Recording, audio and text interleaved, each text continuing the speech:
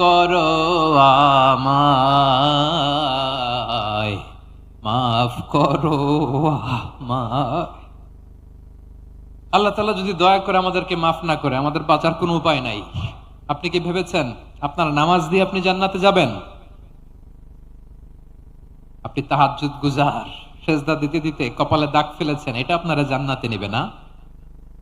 আপনি এলাকার সবচেয়ে বড় হাতেম তাই, দানশীল, এই দানের ভরসায় বসে আছেন, কশিন কালো না। আমাদের নামাজ, আমাদের রোজা, আমাদের ইবাদত, এগুলোকে মিজানের পাল্লায় উঠালে কোনো ওজনই হবে না। তবে আমাদের একটা কৌশল জানা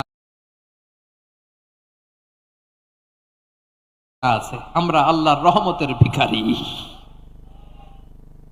আমরা সেদিন আগেই গুনার স্বীকৃতি দিয়ে দেব। আমরা বলবো, আল্লাহ তুমি প্রশ্ন করার আগে তোমার একটা কথা বলি, আমারে কিছু জিজ্ঞেস করো না, আমি সব করেছি। এমন কোন পাপ নাই যে পাপ আমারে দিয়ে হয় নাই। তোমার রহমত দিয়ে তুমি জান্নাতে পাঠাবা, তোমার দয়ায় জান্নাতে যেতে চাই, আমল দিয়ে না। পারবেন বলতে?